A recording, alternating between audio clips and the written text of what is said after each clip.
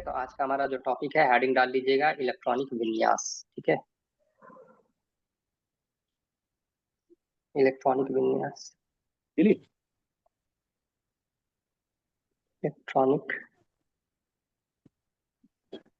विन्यास। ठीक है, आज का हमारा जो टॉपिक है इलेक्ट्रॉनिक विन्यास पे। अब इलेक्ट्रॉनिक विन्यास में हमने बात करनी है कि आज हमने देखना है कि इलेक्ट्रॉनिक विन्यास में क्या क्या होता है। देखिए ऐसा होता है ना, मैंने कहा था, देखिए ऑर्बिट की बात करेंगे, ऑर्बिटल की बात करेंगे। ठीक है, ऑर्बिट क्या होता है, KLM। ठीक है, ऑर्बिट क्या होते हैं, ऑर्बिट की अगर बात करोगे तो ऑर्बिट क्या होता है, KLM और N, ये होते हैं ऑर्बिट। ठीक है, ऑर्बिट में जो इलेक्ट्रॉन भरने की जो क्षमता होती है, इलेक्ट्रॉन भरने की जो क्षमता होती है, उसका फार्मूला होता है 2n²। ये हो गया ऑर्बिट का। ठीक है, कि किस ऑर्बिट में कितना इलेक्ट्रॉन भरा जाएगा, ये होता है उसका फार्मूला 2n²। ठीक है, ये 1 नंबर पे आता है, ये 2 नंबर पे, ये 3 नंबर पे और ये 4 नंबर पे। ये हो गया ऑर्बिट। क्लियर हो गई बातें सभी को।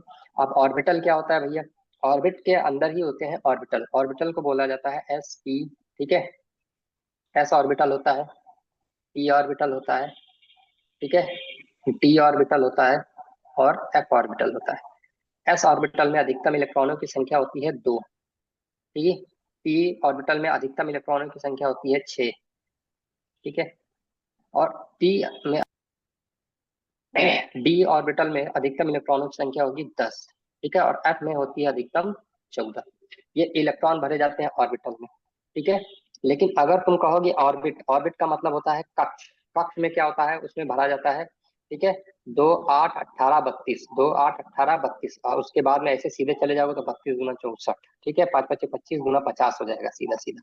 ठीक, तो जैसे जैसे बढ़ते चले जाओगे वैसे वैसे क्या होता जाएगा, इलेक्ट्रॉन बढ़ते चले जाएंगे। ये ऑर्बिट की बात कर रहा हूँ, और ये है ऑर्बिटल। ऑर्बिटल यानी एस ऑर्बिटल में अधिकतम इलेक्ट्रॉन कितने भर सकते हो, तो 2 भर सकते हो। याद रखना भाई सभी लोग, अधिकतम इलेक्ट्रॉन। अब पी में कितने भर सकते हो, अधिकतम 6 भर सकते हो। तो डी में अधिकतम कितने भर सकते हो, 10। एफ में अधिकतम कितने भर सकते हो, 14। याद रहेगा सभी को। अब देखो सीक्वेंस क्या होता है। अब इसका मतलब ये नहीं कि मैंने लाइन से लिख दिया है, SEDF लिख दिया है तो एक लाइन से है, नहीं। अब इसको भरने का तरीका होता है, ये कुछ ऐसे है। ठीक है, ये समझ में आया सभी को कि एस ऑर्बिटल में कितने इलेक्ट्रॉन होंगे, पी ऑर्बिटल में, डी ऑर्बिटल में, एफ ऑर्बिटल में कितने इलेक्ट्रॉन होंगे। सभी को समझ में आ रही है बात, सभी को आ रही है। आप बोलोगे मुझे सुनाई देगा। जी यहाँ तक बात समझ में आई है ना। सर यहाँ तक तो समझ आ गया है। ये भरने का यहाँ तक समझ आ बस गया बस है। वही वही वही वही वही करने जा रहा हूँ। ठीक है, अब मैं कह रहा हूँ कि देखो ऑर्बिटल में भरने का जो नियम है, इसको बोलते हैं अफबाहू नियम। इसको क्या ये बोलते हैं, आगे अफबाहू बढ़। नियम। हाँ हाँ, वही करने जा रहा हूँ, बस 2 मिनट रुकिए आप। ठीक है, अफवाहू नियम। अब आप देख पा रहे होगे मेरे पास एक टेबल खुल के आ गई है। ठीक है, कहाँ गई भाई, टेबल खुल जाएगी तो अच्छा रहेगा। टेबल,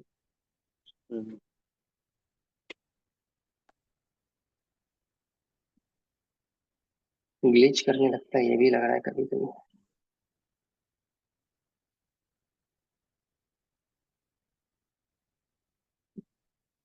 हम्म, हम्म, चलो आगे। अब आप यहाँ पे देख पा रहे होगे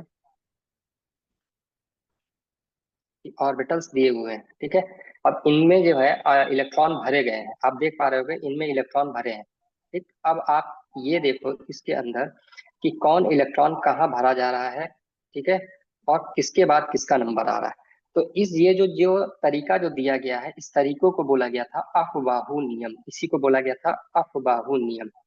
अफबाहू नियम, अफबाहू नियम के तहत, ठीक है, अफबाहू नियम के तहत में ये जो है इलेक्ट्रॉन भरे जाते हैं। तो सबसे पहले क्या होता है, 1s। ठीक है, सबसे पहले क्या होगा, 1s। 1s के बाद में आता है 2s। 2s के बाद में आता है 2p। 2p के बाद में आता है 3s। 3s के बाद में 3p, और उसके बाद आता है 4s।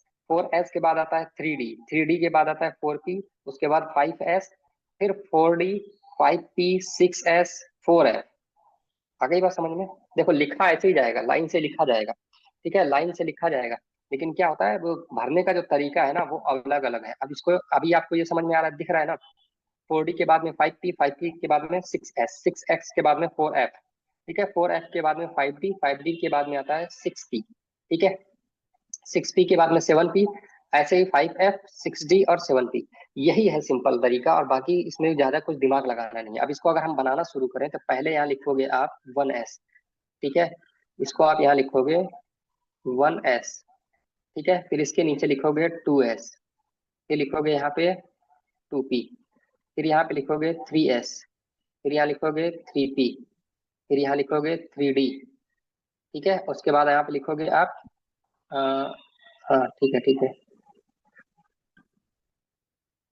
हाँ 3d है, 3d, और उसके बाद यहाँ लिखोगे 4s, यहाँ लिखोगे 4p, उसके बाद होता है 4t, और 4 में जाता है f तक। एक चीज याद रखना, एक चीज याद रखना भाई आप लोग, जो एक है उसमें एक ही है, जो दो है 2 नंबर पे, जो 1 नंबर पे उसमें एक है, जो 2 नंबर पे उसमें 2s 2p दो है, जो 3 नंबर पे उसमें तीन है, 3s 3p 3d तीन है, और जो 4 नंबर पे उसमें देखो चार है, 4s 4p 4d और 4p 4s। दिख रहा है ना सभी को? यहाँ आप अच्छे से देख पा रहे होगे, अरे भाई कहाँ चले गए, ठीक है, यहाँ पर आप अच्छे से देख पा रहे होगे कि जो पहले नंबर पे है वहाँ एक है, जहाँ 2 नंबर पे है वहां देखो दो है, ये 2p, ये देखो 2s 2p। उसके बाद 3 नंबर पे देखोगे तो तीन है, 3s 3p 3d। उसके बाद 4 नंबर पे देखोगे तो चार है, 4s 4p 4d 4f चार है। उसके बाद 5 नंबर पे देखोगे तो चार ही मिलेंगे, यानी क्योंकि 4f से ज्यादा नहीं होता है, ठीक है। उसके बाद में आप देखोगे तो 5s 5p 5d 5f, ठीक है। अब यहाँ पे हम इसको लगाना शुरू करते हैं, तब आपको और बढ़िया से समझ में आएगा। देखो 1s अगर मैं यहाँ से लेके चलना शुरू करूँ तो 1s ऐसे भरा जाएगा, उसके बाद में आ जाएगा यहाँ पर सीधे 2s के बाद में ऐसे जाएगा 2p के बाद में यहाँ 3s के बाद में यहाँ आ जाएगा 3p। अगर बस में 3p के बाद में आप देखोगे तो ये आ जाएगा 4s के बाद में सीधा यहाँ चला जाएगा 3d के बाद में 4p के बाद में यहाँ आ जाएगा 4f के बाद में यहाँ पे आ जाएगा 4d के बाद में 5s आता है, 5s के बाद में यहाँ पे आएगा 4f। क्लियर हो रही? अब समझ में आ रही सभी को बातें कैसे भरा जा रहा है ये? तो 1s के बाद में 2s के बाद में 2p के बाद में 3s आता है, 3s के बाद में 3p आता है, 3p के बाद में आता है 4s के बाद में 3d आता है। क्लियर हो रही बात? अब आप देख पाओगे यहाँ पे ये कुछ ऐसा ही सजा हुआ है, ठीक है। 3p के बाद में आप देख पा रहे हो 3p के बाद में 4s के बाद में आ रहा है 3d। तो याद रखना भाई 3d है जरूर पहले 4 से, लेकिन आता 4s पहले है 3d से। क्लियर हो रही बातें? अच्छा ऐसा क्यों है, ऐसा नियम ऐसा क्यों क्यों, चलो इसको आज समझते हैं कि ऐसा नियम क्यों बनाया गया। ठीक है, चलो मान लेते हैं कि कोई यहाँ तक से मैंने कहा था एस में कितने होते हैं दो, पी में कितना होता है 6, ठीक है, और उसके बाद में डी में कितना होता है 10, और एफ में कितना इलेक्ट्रॉन होता है 14। अगर आप, मैंने कहा मान लेते हैं किसी भी इलेक्ट्रॉन का, ठीक है, जैसे कि एक लड़की ने बनाया था शायद, यहाँ पर आप देख पा रहे होगे हाइड्रोजन H1 है, बिल्कुल सिंपल है, ठीक है। क्योंकि हाइड्रोजन H1 है तो एस में कितने इलेक्ट्रॉन भरे जाते हैं, एस में है हमने बात की है, एस में कितने इलेक्ट्रॉन भरे जाते हैं, एस में होते हैं अधिकतम 2 इलेक्ट्रॉन, अधिकतम एस में कितने भर जाएंगे 2 इलेक्ट्रॉन, ठीक है। अब उसके बाद में पी में अधिकतम कितने भर जाएंगे 6 भर जाएंगे, यहाँ 2 होते हैं अधिकतम, यहाँ पी में 6 होते हैं। तो आप देखोगे हीलियम में इसने सही भरा है, हाइड्रोजन सॉरी हाइड्रोजन में सही भरा है, ये हाइड्रोजन होना चाहिए, ठीक है। हीलियम 2 पे आता है, हीलियम बिल्कुल सही भरा है। लिथियम की बात करें, लिथियम 3 पे आता है, ये भी सही भरा हुआ है। क्यों भरा हुआ है? ठीक है, क्योंकि 1s के बाद में 2s आता है, तो आराम से इसने भर दिया है 3 आराम से, ठीक है। लेकिन आप यहाँ देखोगे सब कुछ सही चल रहा है, ठीक है, बिल्कुल ठीक है। नाइट्रोजन का देखो इसने बनाया है 1s² 2s² 2p3, क्योंकि पी में 6 भरे जा सकते हैं और अभी इसमें सिर्फ 3 ही भरे हैं, तो यह सही है। उसके बाद आप यहाँ देखोगे नियान 10 का बनाया है इसने 2s² 2p 1s² 2s² 2p6, ये बिल्कुल सही है, क्योंकि पी में 6 अधिकतम 6 इलेक्ट्रॉन होते हैं। लेकिन अगर यहाँ पर इसने 7 कर दिया होता पी में तो यह गलत हो जाता है। आगे बात समझ में? अब यहाँ सीधे देखो मैग्नीशियम पर, मैग्नीशियम देखोगे तो मैग्नीशियम का परमाणु क्रमांक होता है 12। अब यहाँ पे भरने का तरीका है बिल्कुल, देखिए 1s² बिल्कुल सही है, 2s² बिल्कुल सही है। क्यों? क्योंकि s ऑर्बिटल में अधिकतम 2 ही इलेक्ट्रॉन रह सकते हैं, 3 नहीं भर सकते आप उसमें, एक रख सकते हो, कम रख सकते हो, लेकिन एक 2 से ज्यादा नहीं रख सकते, ठीक है। उसके बाद 2p6, अब यहाँ पे समझने की बात यह है क्योंकि p में सिर्फ 6 ही इलेक्ट्रॉन रह सकते हैं।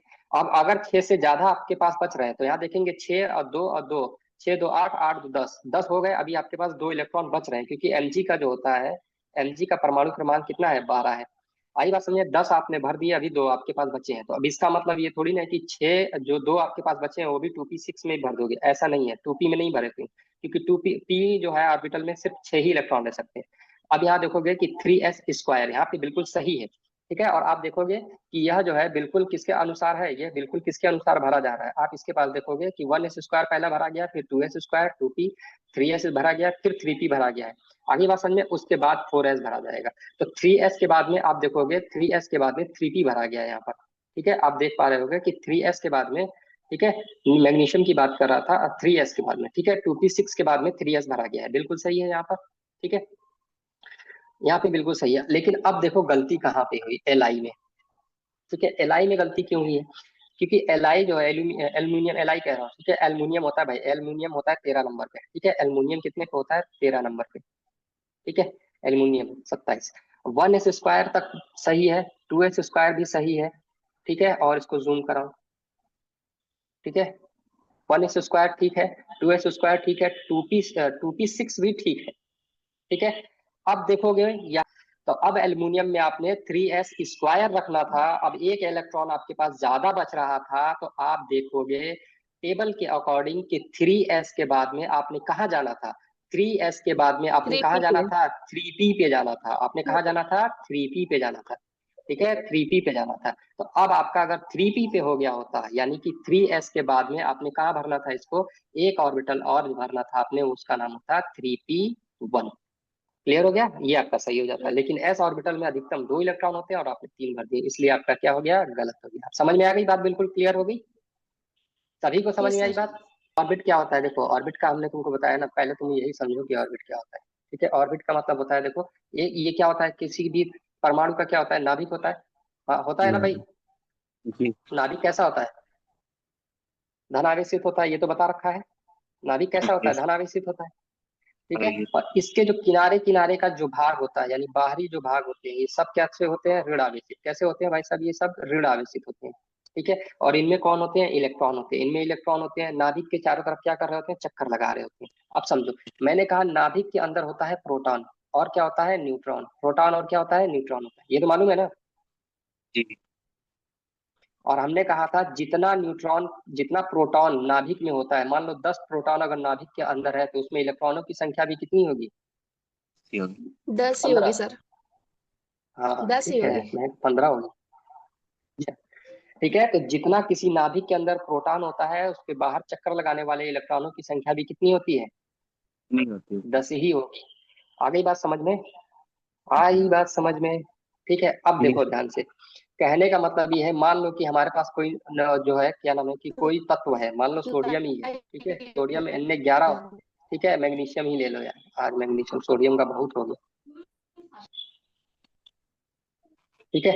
अब देखो जैसे मैं तुमको बता रहा हूँ, मैंने कहा नहीं, लड़की ने लिया था एल्यूमिनियम, ठीक है। एल्युमिनियम का क्या होता है? 13। एल्युमिनियम का क्या होता है? 13, ठीक है। अब इस 13 की अगर मैं बात करूं, तो इसके नाभिक में प्रोटॉनों की संख्या कितनी होगी? अगर 13। इसका परमाणु क्रमांक 13 है, तो इसमें हाँ इलेक्ट्रॉनों की संख्या भी 13 होगी। अब हमने देखना ये है कि ये जो है इलेक्ट्रॉन, 13 जो इलेक्ट्रॉन है, ये किस रास्ते से इसके चारों तरफ चक्कर लगा रहे हैं, है ना। पास वाले रास्ते से लगा रहे हैं कि दूर वाले रास्ते से गेड़ी मार रहे हैं, किस रास्ते से मार रहे हैं, है ना। यही चीज देखनी है हमें। तो हम ये देखेंगे कि भाई इसमें कितने हैं, इस वाले रास्ते से कितने आते हैं, इस वाले रास्ते से कितने आते हैं। तो इसके लिए एक नियम दिया गया है, उस नियम का नाम है 2n²।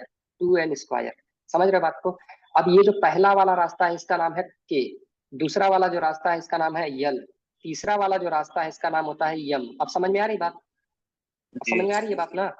तो पहला जी। रास्ता के है, वो नजदीक है बिल्कुल, ठीक है। उसके बाद एल है, वो उससे दूर है। एम वाला उससे भी ज्यादा दूर है ना।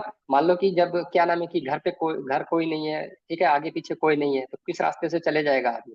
के वाले से देख और लेगा, नजदीक से थोड़ा, ठीक है। मान लो कि खतरा ज्यादा है, थोड़ा सा ज्यादा खतरा है, मान लो कि भाई रिश्तेदार वगैरह है, तो एल वाले से देख लेगा, ठीक है। एल वाले से घूम के एक बार चक्कर लगा लेगा।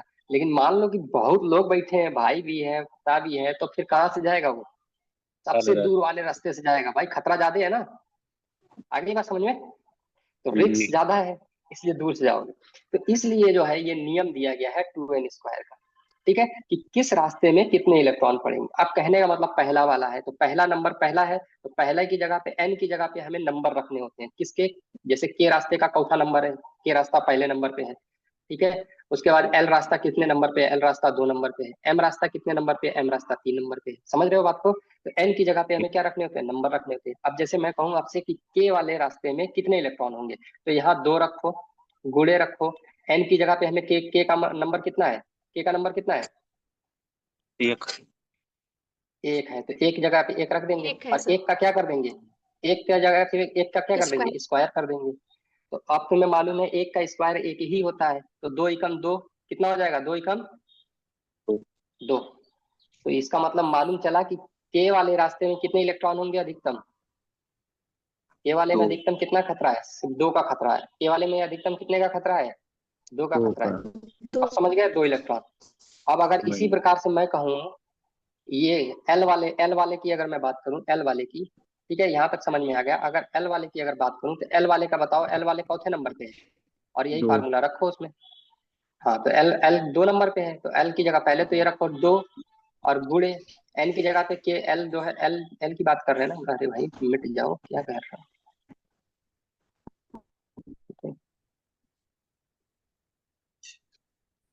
एल की बात कर रहे हैं ना हम लोग। तो एल एल जी। कितने नंबर पे आता है, 2 नंबर पे। तो 2 का क्या कर दोगे, स्क्वायर। तो 2 दूना क्या होता है, 4। 4 और 4 दूना क्या हो जाएगा, आठ। 8। तो मालूम पड़ा एल वाले रास्ते में अधिकतम इलेक्ट्रॉनों की संख्या कितनी होगी। आठ। अब समझ में आ रही है बातें, अब जी। समझ में आ रही है बातें। हाँ। जी जी अब सर। इन्हीं ऑर्बिट्स के अंदर होते हैं ऑर्बिटल, इन्हीं ऑर्बिट्स यानी इन्हीं कक्ष के अंदर क्या होते हैं, कक्षक होते हैं। इन्हीं कक्ष के अंदर क्या होते हैं, कक्षक होते हैं। अब समझ में आ रही है बात, इन्हीं कक्ष के अंदर क्या होते हैं, कक्षक होते हैं। इन्हीं कक्षकों को, ठीक है, ये जो कक्षक मिले हैं आपको, इन्हीं कक्षकों को हम क्या कह रहे हैं, SPF कह रहे हैं। क्या कह रहे हैं, इन्हीं कक्षकों को तो हम क्या कह रहे हैं, SPS कह रहा हूँ, P कह रहा हूँ, D कह रहा हूँ, और क्या कह रहा हूँ, F कह रहा हूँ। अब समझ में आ रही बात। कहने का मतलब के रास्ता लिए हो, लेकिन कौन सी गली से गए हो, ये गलियां हैं, ये कौन सी है, गलियां हैं। अब समझ रहे हो। कट है। हाँ ठीक, अब बिल्कुल समझ में आ गया। 10 मिनट रह गया है, ठीक है, 10 मिनट रह गया है अब, और थोड़ा सा समझ लो बस फटाक से। अब मैं कह रहा हूँ, अब तुमको ये समझ में आ गई है, तो भाई अब ये बताओ कि अगला फटाक से बताओ कि अब हमें इलेक्ट्रॉनिक विन्यास बनाना है किसका। चलो एल्युमिनियम का ही बना के दिखाओ, ठीक है, aluminium Al27, silicon Si28, 14 silicon का बना के दिखाओ। सिलिकॉन 14 नंबर पे आता है, सिलिकॉन है 14 नंबर पे। इसका बनाएंगे तो देखो क्या होता है, पहला क्या होगा, पहला देखो क्या होगा। देखो पहला भरा जाता है 1s², ठीक है। उसके बाद क्या आएगा, क्योंकि देखो इसके अकॉर्डिंग चलेंगे हम लोग, इसके अकॉर्डिंग चलेंगे, इसके अकॉर्डिंग पहले होता है 1s, फिर होता है 2s, फिर 2p, 3s, 3p, 4s, 3d, फिर 4p आता है, ठीक है। तो इसी के अकॉर्डिंग हम लोग चलेंगे, इसके अकॉर्डिंग चल रहे हैं तो 1s², 2s², 2p6। हमने जाना कितने तक है, 14 तक। देख लो यार कितने 14। इलेक्ट्रॉन हो गए अब तक, कितने हो गए ये, 10 हो गए सर। 10 हो गए। 10 हो गए। अभी 4, ये अभी हमने 4 और भरने हैं ना, तो 2p6 हो गया ना, 2p6 यस हो गया। सर। तो अब क्या हो जी। जाएगा, 3s2, 3 स्क्वायर। हाँ 3s² हो गया। अब बचे हमारे पास फिर भी 2 बच रहे हैं ना, 3s के बाद में 3p2। अब क्या हो जाएगा, 3p2। ये हमारा इलेक्ट्रॉनिक विन्यास बिल्कुल क्या हो गया, सही हो गया, ठीक है। तो आपने देखा कि 1s², 2s², सही हो। 2p6, 3s², 3p6। अब अगर इसको आपको कक्षकों में दिखाना हो भर के, तो कैसे दिखाएंगे, ये होता है 1s, ठीक है। और 2s में हमने क्या कहा था, यानी कि 1s हो गया और 2s 2p, तो 2s का एक, और 2p में कितने होंगे, p में कितने होते हैं ऑर्बिट, 3, 1 2 3, समझ में आया। और 3s का ये रहेगा, और 3p में कितने होते हैं, 3, 1 2 3, ठीक। अब इसको कैसे भरना है, 1 2 3 4 5 6 7 8 9, फिर यहाँ से भरना शुरू करेंगे, 10 11 12 13 और 14। ये तरीका है ऑर्बिट को भरने का। ये भी बिल्कुल क्या हो गया, सही तरीका हो गया। ये बिल्कुल क्या हो गया आपका, सही तरीका हो गया। क्लियर हो गया, सभी को समझ में आई बात मेरी, सभी को समझ में आ गई यहाँ तक बात, जी जी सर। सभी को सर। बात समझ में आई। चलो अब जी हेडिंग सर। डालोगे जी फटाक से सर। लिखना शुरू करो। चलो लिखो, अफवाहों का सिद्धांत लिखो जल्दी, अफवाहों का सिद्धांत जल्दी लिखो, टाइम नहीं है। ये क्रम में है कि नहीं है? ठीक है, बढ़ते जी। क्रम में एक एक करके होता है। देखो एक एक करके पहले मैं भरा था, एक एक करके पहले भरा था ना, एक एक करके यहाँ तक गया था। ठीक है, और जब ये पूरा हो जाएगा फिर शुरू करेंगे, फिर वहां, फिर क्या करेंगे, फिर वापस से यहाँ शुरू करेंगे। ठीक है, जहाँ खत्म हो जाएगा खत्म हो जाएगा। कहने का मतलब यह है कि भंडारे में अगर 10 लोग बैठे हैं और मेरे पास 12 पूड़ियां हैं, तो मैं ऐसा थोड़ी करूंगा कि सबको दो दो देता चले जाऊंगा, ऐसे तो 6 ही लोगों को बटेगी। क्या समझे मेरी बात को? अब बाकी जो 4 लोग बच जाएंगे उनको बेचारे भूखे जाएंगे। अरे कहने का मतलब ये है कि भाई सबको बांट दो। ठीक है, किसी को एक्स्ट्रा मिल जाए कोई दिक्कत नहीं, लेकिन सबके पास तो पहुंच गया है ना। देखो यहाँ पर सबको पूरी मिल गई है, लेकिन ये है, किसी को दो दो मिली है आप भाई, और किसी को एक एक मिली, लेकिन मिली तो कम से कम। और अगर मैं यहाँ से जी। दो दो बांटते पहले चला जाता है, तो ये सब बेचारे ये सब जितने हैं खाली रह जाते हैं। समझ रहे हो बात को? पहले के लिए करना। हाँ, तो बस लिखो, एक एक करके होता है, बताने के लिए बता रहे हैं, वरना इलेक्ट्रॉनिक विन्यास पूछा नहीं जाता है, ये बस हम बता दिए। ठीक है, अब बस कल से हम लोग बात करेंगे हुंड का नियम, क्वांटम संख्या। क्वांटम संख्या बता दिए नहीं बताए? क्वांटम संख्या बताएंगे कल। ठीक है, कल हम लोग टॉपिक बात करेंगे क्वांटम संख्या। ठीक, आज के लिए इतना ही रखते हैं, और टाइम भी हो गया है। कल आप लोग टाइम से जुड़ जाए 8:30 बजे, और बाकी लोगों को जो नहीं जुड़ रहे हैं भाई उनको ही बोलो कि यार जुड़िए। ठीक है, और हाँ भाई, बाकी